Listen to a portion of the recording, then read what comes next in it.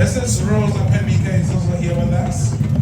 Mrs. Opo, and of course, adorable Ambassador Leslie.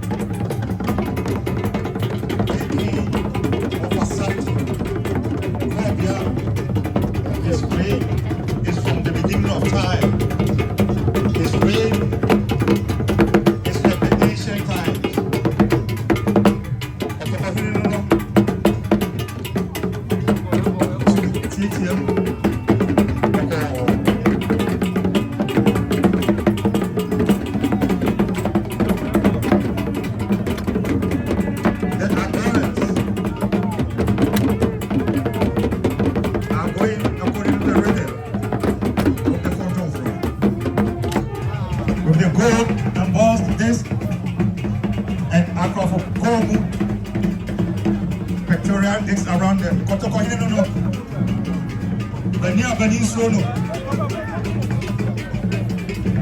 Man among men.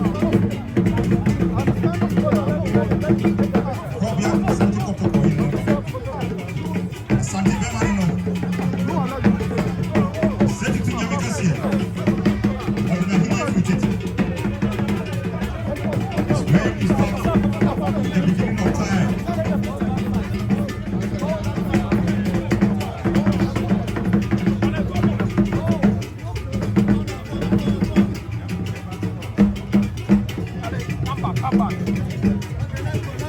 Come back.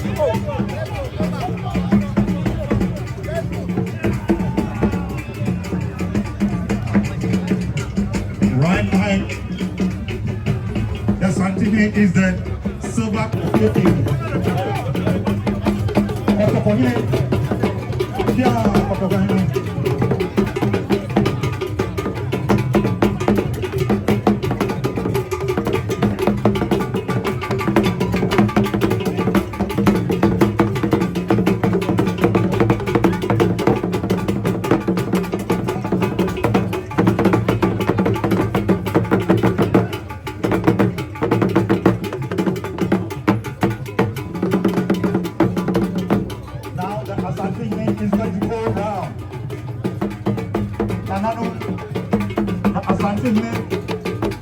is going to go around to also thank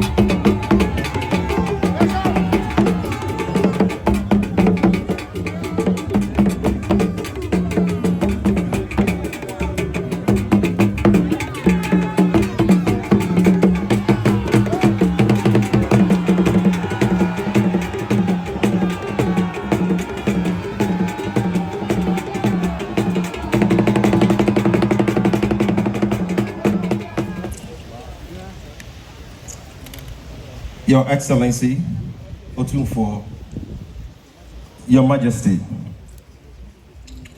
Otumfuo Osei, the King of the Asante Kingdom, His Excellency,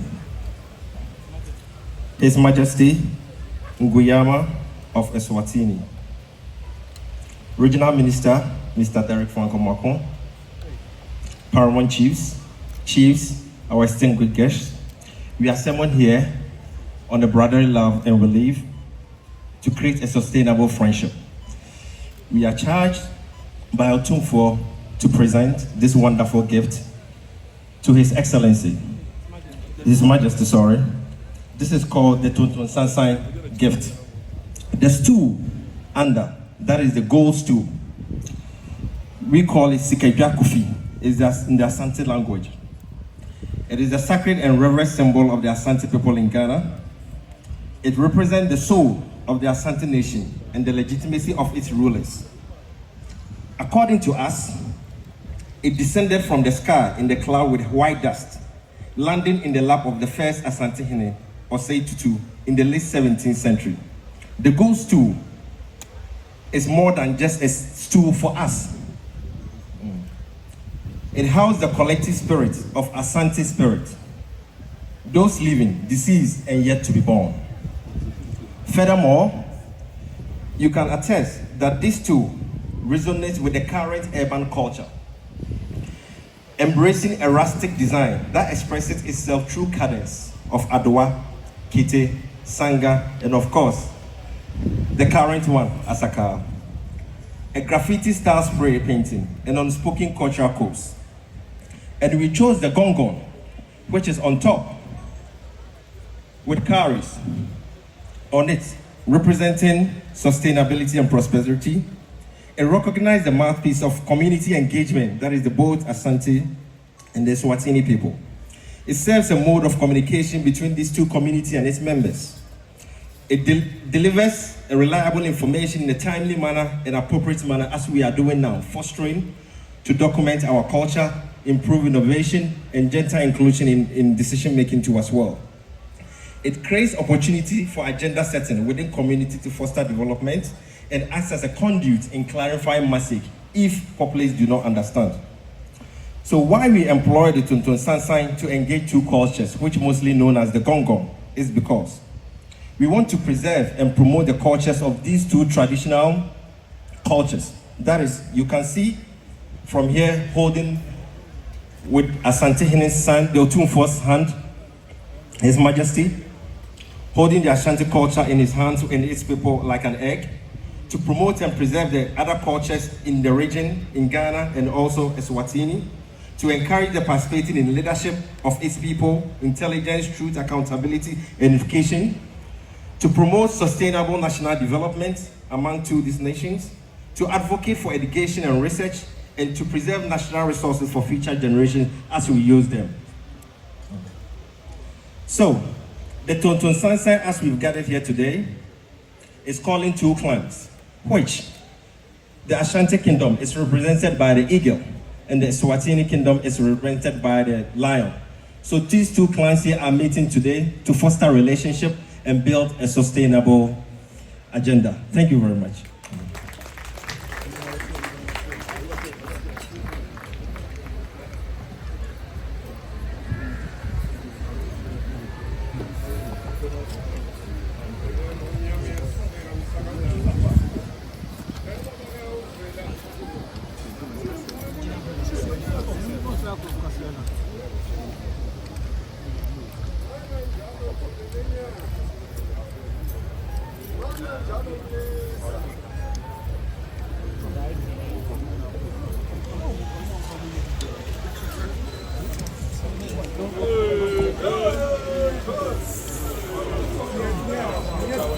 So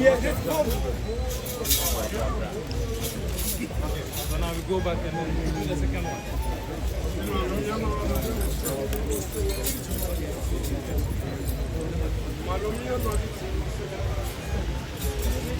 Majesty King Mswati Ill, on behalf of His Majesty Otumfuo Osei the second, we present the second gift, which is the unity staff. So the Ashanti and Eswatini kingdoms are deeply united through their rich clan systems, each rooted in heritage, identity, and symbolism. Each clan is represented by an animal totem that reflects the unique character, values, and ancestral lineage of its people. The Asante kingdom comprises of 8 major clans, or Ebusia, which are the Oyoko, represented by the hawk, which is the royal clan of Otumfuo. The Agona, represented by the parrot. The Adriana, represented by the dog. The Asene, represented by the bat. Asuna, represented by the crow. Asetri, represented by the vulture. Bretu, represented by the leopard. And the Ekona, represented by the buffalo. Similarly, from our research, the Eswatini kingdom is also organized around powerful clans, represented also by animal totems. So these totems embody ancestral pride and serve as rallying symbols of unity and represent the strength of collective identity. It is in this spirit that the unity staff has been crafted, to symbolize the convergence of these 2 ancient kingdoms and a shared vision for the African continent. So the purpose, if you look at this is a staff or a scepter, and a staff or a scepter has historically served as a powerful emblem of authority, wisdom, and spiritual leadership across African monarchies. Its upright stance, the Adinkra symbols surrounding the 2 totems represent ideals that are championed by Asante Hene.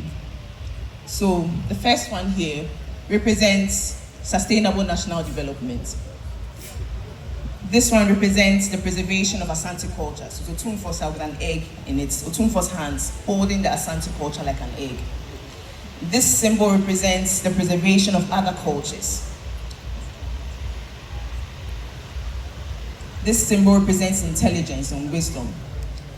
This symbol represents the preservation of education and research. And this symbol represents the protection of our natural resources.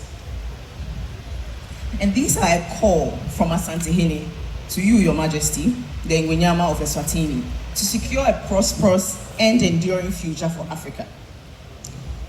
The rod of the staff is designed with intertwining wood, so it has a spiral design, and it reflects cultural fusion and brotherhood of the 2 monarchs. Along its spiral path are the animal totems from the clans of both Asante and Eswatini clans. The base of the staff has an inscribed message in both Siswati and Asante tree. And this is to immortalize this moment of unity. In Asante tree, it says, "Amai mienu enuanum bako a ebetena ho afebo." And this means 2 kingdoms, 1 brotherhood, built to endure.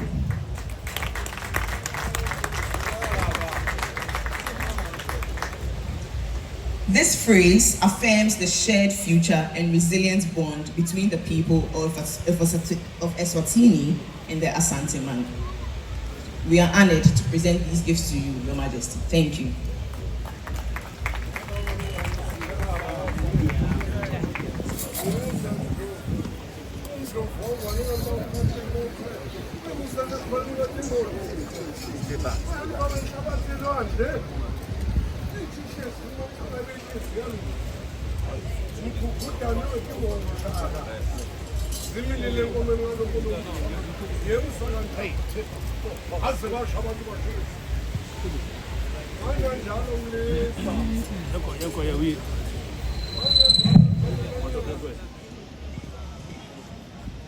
We deeply appreciate being invited to witness the pride of the people of Ghana and the profound homage paid to the King.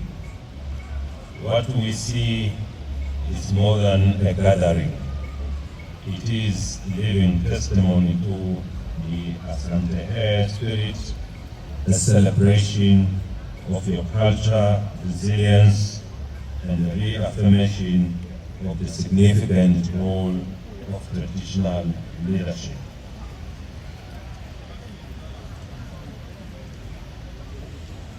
It reminds us of our cherished cultural traditions in the kingdom of Eswatini, like the Ingwala, Umtanga, and Marula festival. Umhlanga returns is where our maidens gather in song and dance to honor their chastity, our culture, and the institution of the monarch.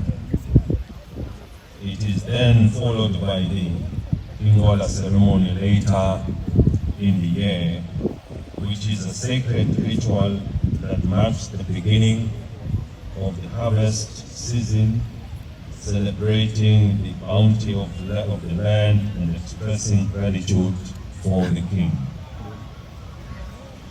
This involves traditional practices such as the gathering of the shrubs by energetic young men who pay homage to the monarch. It is very important, solemnly prayer for Mswati, and is joined by everyone. The other important cultural event we have is the celebration of our women through the Marula Festival, where women across the country deliver the Marula brood and a variety of gifts to Her Majesty the Indlovukazi in a song and dance. These events continue to grow each year as the number of Mswati participants is overwhelming and have become significant tourist attraction ceremonies. We have also witnessed how such celebrations are not only contributing to the preservation of our national identity, they present an indirect and critical economic benefit through tourism. This has an enormous potential to earn foreign revenue for the country. The number of tourists who come from far and wide to witness our cultural display is also growing each year. Each of our countries undoubtedly aspires to have a thriving economy that enables the government to address the needs of its citizens, including job creation, improved infrastructure, and high-quality service delivery, amongst others. In Eswatini, initiatives like the traditional Mahia attire project use naturally dyes and modern techniques to preserve our textiles, ensuring our culture remains relevant. We must continue such efforts, documenting our practices to safeguard them for future generations.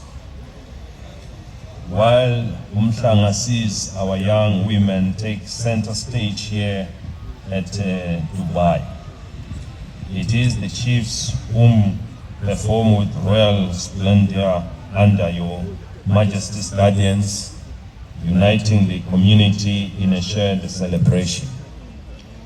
Both events bind our people to their roots, ensuring our heritage strives for generations. Like your Dubai, our cultural ceremonies are vibrant displays of unity and identity passed down from our ancestors. They are a celebration of culture preserved through the ages, now entrusted to us to vigorously pass on to our children. In a world of competing foreign influences, we must hold fast to these traditions, ensuring they remain the heartbeat of our identity. Yesterday, we were taken on a tour of the Manhia Palace Museum, where we learned of the deep history of the monarchy and its people.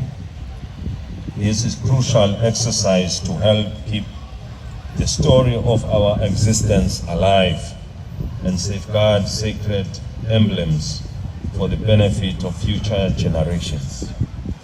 However, preservation alone is not enough.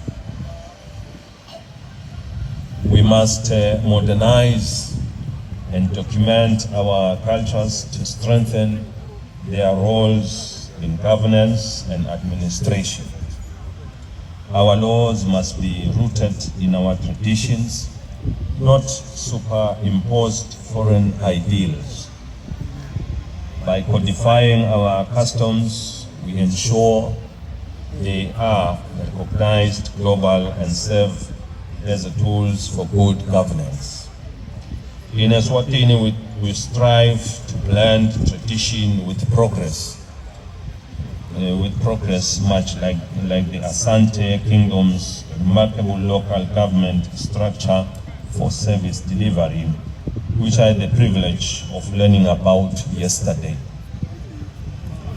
The Kumasi Metropolitan Assembly's integration of traditional leadership into modern administration is a model of how culture can enhance effective governance, ensuring services reach our people while honoring our heritage.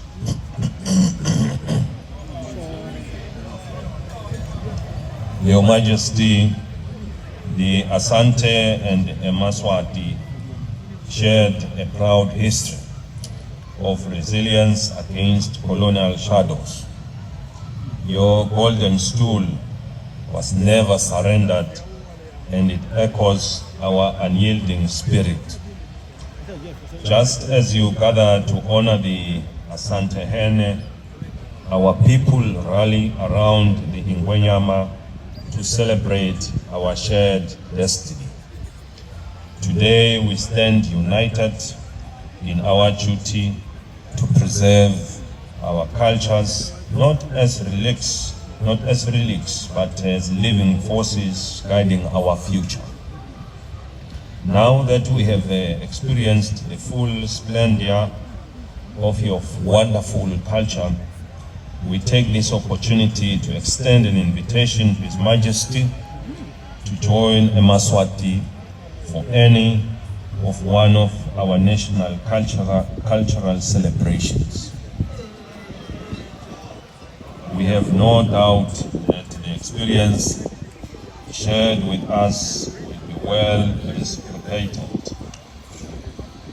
May we once again extend our deepest gratitude for this extraordinary event. Your Majesty, your visionary leadership is a beacon for African traditional rulers. May the golden stool continue to shine, and may Asante Hair and Mswati walk hand in hand, preserving our heritage, modernizing our traditions, and building a future where our children proudly carry our culture forward. I thank you. May Almighty God bless us all. Siabo.